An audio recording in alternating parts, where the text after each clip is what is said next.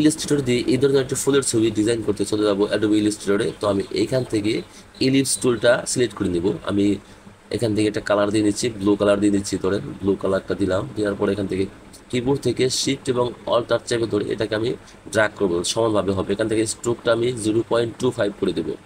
তো করে দেওয়ার পরে এটাকে আমি মফিলে সিলেক্ট করলাম। এখান থেকে কিবোর্ড থেকে অল্টার প্রেস করে ধরে রেখে এটাকে আমি ড্র্যাগ করছি। এটা শেপ নেব। তো আমি দুটাকে সিলেক্ট করলাম, এখান থেকে শেপ বিল্ডার টুল নিলাম, কিবোর্ড থেকে অল্টার প্রেস করে এখান থেকে ড্র্যাগ করব, মাইনাস করেছি। এখন এই এইটা একটু সরিয়ে নিচ্ছি বা একটু বড় করে নিচ্ছি। বড় করার পর এটাকে স্ট্রোকটা আমি কমে দিতে পারি। তার পূর্বে এখান থেকে একটা পলিগন টুল নেব, এখানে 3 দিয়ে দিব, 3 দিয়ে দিচ্ছি। এটাকে 6 আছে, 3 দিয়েও কি দিলাম। এটাকে একটু ছোট করে নিচ্ছি আমি। তো এটাকে আমি সাইজ মতো একটু ছোট করে দিচ্ছি, মানে এই ধরনের সাইজ চাপিয়ে দিব। তো দেওয়ার পরে এটাকে হচ্ছে আমি এই নিচের বরাবর রাখবো, একটা মাছ বরাবর রাখবো। রাখার পরে এটাকে আমি দুটাকে সিলেক্ট করছি, এখান থেকে অ্যালাইন করে নিচ্ছি বা মাঝখানে করে দিলাম।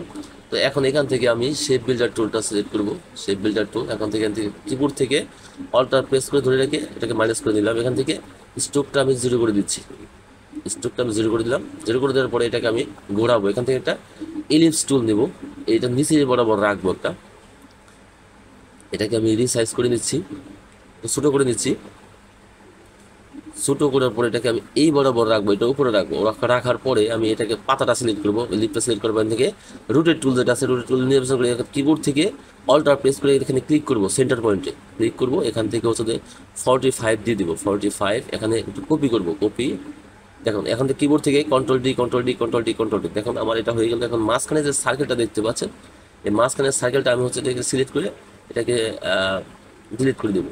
সিলেক্ট সিলেক্ট করলাম, সিলেক্ট করে ডিলিট করে দিলাম, শেষ। কিবোর্ড থেকে ডিলিট প্রেস করলে এটাকে হয়ে যাবে। তো এটা ছিল আজকের প্রসেস। আর এই চ্যানেলে গ্রাফিক্স এবং আইটি রিলেটেড পোস্ট করা হয়, সাবস্ক্রাইব করে পাশে থাকুন।